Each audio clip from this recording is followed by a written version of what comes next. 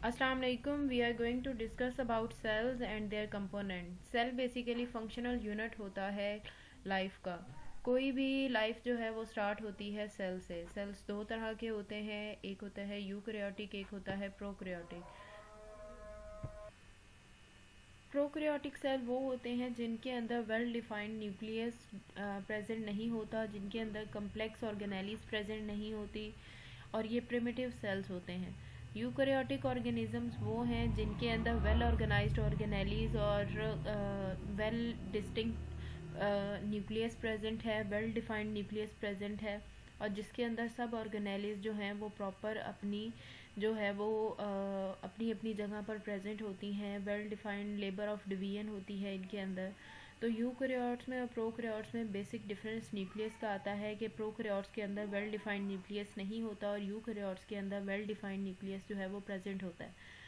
कुछ ऑर्गेनिजम्स ऐसे होते हैं जो सिर्फ एक सेल के ऊपर ही अपनी पूरी लाइफ गुजार देते हैं, उनको यूनिसेलुलर कहा जाता है। उनका सेल जो है वही जो है वो फूड डाइजेशन के लिए यूज़ होता है, वही बाकी सारी एक्टिविटीज़ के लिए यूज़ होता है, वही एक्सक्रीशन के लिए यूज़ होता है, और टाइम आने पे वही रिप्रोडक्टिव सेल में कन्वर्ट हो जाता है।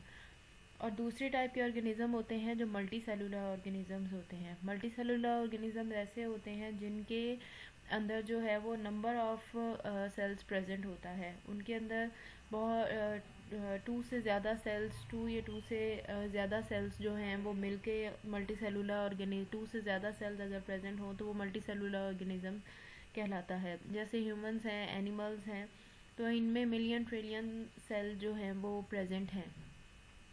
तो इस तरह से यूनिसेलुलर भी होते हैं, मल्टी सेलुलर ऑर्गेनिज्म भी होते हैं, प्रोकैरियोट्स भी होते हैं, यूकैरियोट्स भी होते हैं। नेक्स्ट आ जाता है कि अगर एक सेल है तो सेल किस तरह से बनता है। अगर आप सब एटॉमिक लेवल से स्टार्ट करें तो उसके अंदर प्रोटॉन, न्यूट्रॉन, इलेक्ट्रॉन आते हैं, जिनके मिलने से ये सब एटॉमिक पार्टिकल हैं, इनके मिलने से एटम बनता है। फिर उसके बाद एटम्स मिलते हैं, तो एटम्स के मिलने से फिर मॉलिक्यूल बनता है। मॉलिक्यूल्स मिलते हैं, फिर जो है वो एक सेल बनता है। सेल के मिलने से फिर टिश्यूज़ बनते हैं। टिश्यू के बनने से ऑर्गन बनता है, ऑर्गन से के बनने से ऑर्गन सिस्टम बनता है, और ऑर्गन सिस्टम्स जब मिलते हैं तो एक इंडिविजुअल बनता है।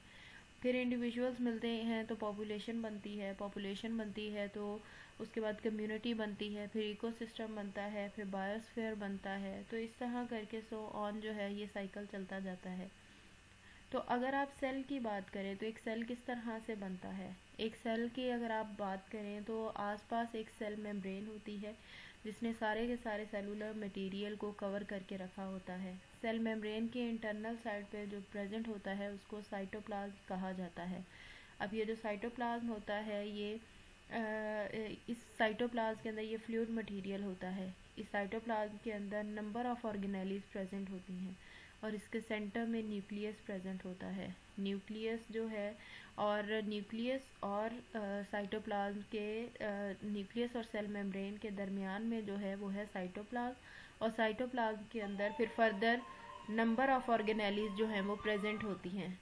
अब ये ऑर्गेनेलिज जो हैं ये डिफरेंट तरह की होती हैं। हर ऑर्गेनेली अपना अपना फंक्शन परफॉर्म करती है, और फिर जो है वो एक प्रॉपर सेल बनता है। जैसे डिफरेंट ऑर्गेनेलीज होती हैं, माइटोकॉन्ड्रिया होता है, सेंट्रियूल्स होते हैं, एंडोप्लाज्मिक रेटिक्यूलम होता है, गोल्जी कम्प्लेक्स होता है, प्लास्टिड्स होते हैं। नंबर ऑफ़ डिफरेंट ऑर्गेनेलीज होती हैं, और हर ऑर्गेनेली की अलग जो है वो अपनी जगह होती है। हर ऑर्गेनेली का अपना फंक्शन होता है। अभी जो आपने पढ़ना है उसमें अब आपने ये डिफरेंट ऑर्गेनेलीज पढ़नी है, इनके फंक्शंस पढ़ने हैं। आपकी ये कोर्स बुक पैक की का पेज है, वहाँ से मैं भी आपको ये ऑर्गेनेलीज पढ़ाने लगी हूँ। इनके अलावा मैंने आपको इनके नोट्स भी दिए हैं और नोट से भी पढ़ाया है, तो आपने नोट से भी पढ़ना है, और यहाँ पर जो इनका ओवरव्यू दिया हुआ है आप इसको यहाँ से भी इंक्लूड करेंगे, और दोनों से आपने तैयारी करनी है।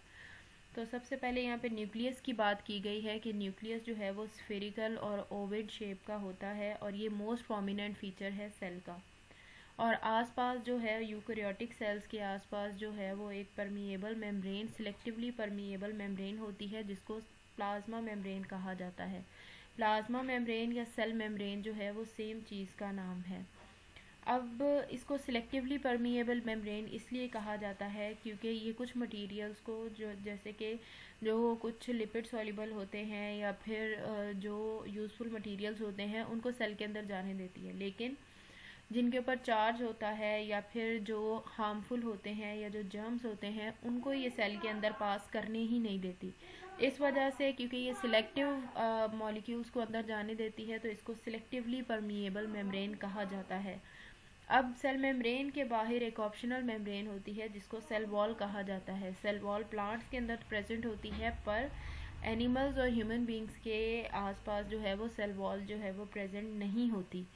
तो नेक्स्ट अब देखते हैं कि सेल मेम्ब्रेन आपने देख लिया, प्लांट्स के अंदर सेल मेम्ब्रेन के बाहर सेल वॉल होती है, लेकिन एनिमल्स के अंदर प्लाज्मा मेम्ब्रेन के बाहर सेल वॉल प्रेजेंट नहीं होती।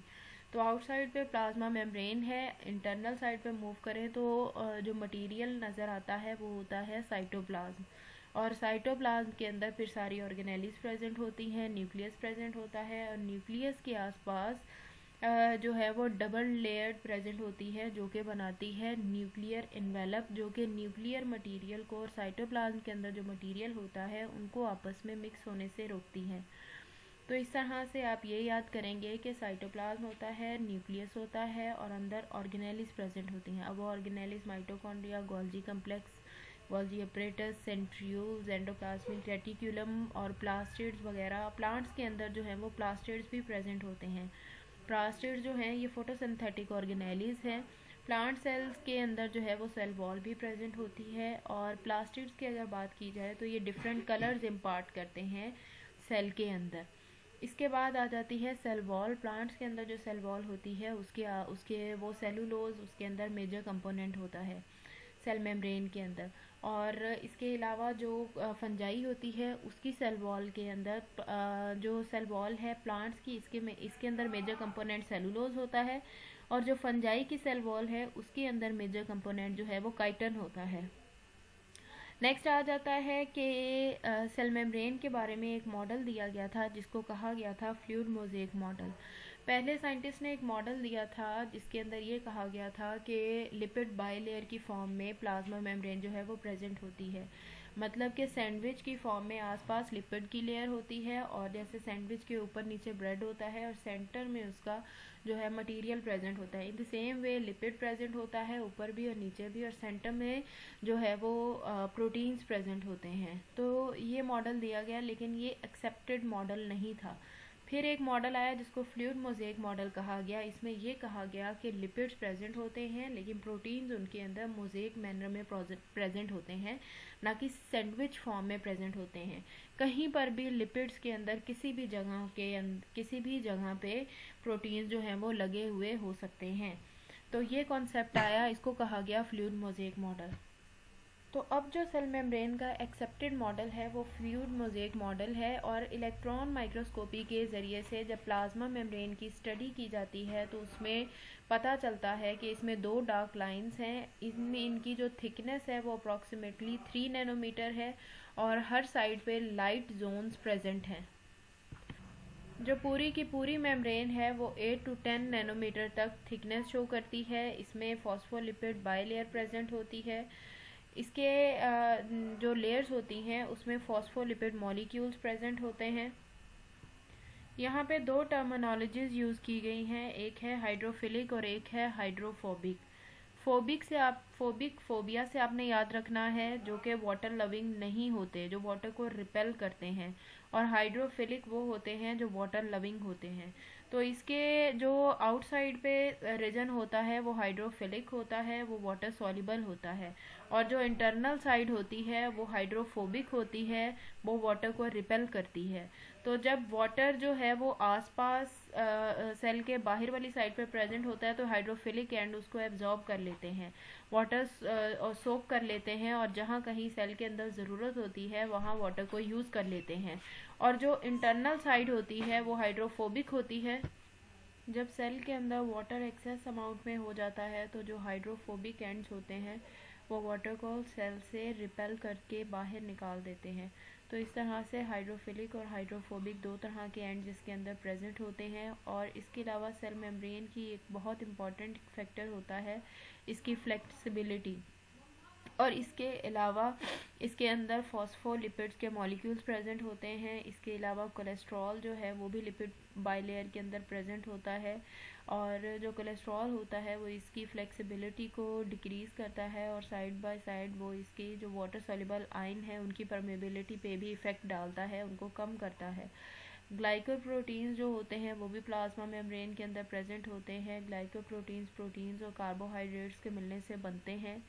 इसके अलावा जो प्रोटीन सब्सटेंसेस जो ट्रांसपोर्टेशन है चार्ज आयंस वगैरह की मेम्ब्रेन के आसपास वो भी होती है। इसके अलावा जो प्रोटीन्स प्रेजेंट होती हैं ग्लाइकोप्रोटीन्स, ये जितने भी मॉलिक्यूल्स वगैरह चार्ज आयन वगैरह होते हैं इनकी मूवमेंट में हेल्प आउट करती हैं। सेल मेम्ब्रेन के ऊपर कुछ स्पेसिफिक किस्म के सेल मार्कर्स प्रेजेंट होते हैं जो इनटेक आउटटेक को कंट्रोल करते हैं। प्रोटीन मॉलिक्यूल्स जो हैं वो कुछ पोर्स भी बनाती हैं, और वो पोर्स और चैनल्स जो हैं वो अलाउ करते हैं कुछ मॉलिक्यूल्स को सेल के अंदर एंटर होने के लिए, क्योंकि जहाँ पर चैम्बर्स बने होंगे, मॉलिक्यूल्स बने होंगे, वहीं से कोई भी मॉलिक्यूल जो है वो एंटर हो पाएगा। फॉस्फोलिपिड्स की तरह ग्लाइकोप्रोटीन मॉलिक्यूल्स भी सेल मेम्ब्रेन के थ्रू मूव कर सकते हैं। तो इस तरह से आपने सेल मेम्ब्रेन का मॉडल तैयार करना है, इसकी थिकनेस याद करनी है, इसके अंदर कौन कौन से पार्टिकल्स प्रेजेंट हैं वो बताना है, इसको हाइड्रोफिलिक हाइड्रोफोबिक एंड्स के बारे में बताएंगे, इसके मॉडल के बारे में बताएंगे। स्टार्टिंग में जो जनरल बताया गया है कि cell membrane, nucleus, nuclear envelope, cytoplasm और प्लास्टिड्स और जितनी ऑर्गेनेलिस प्रेजेंट है उनके बारे में बताएंगे।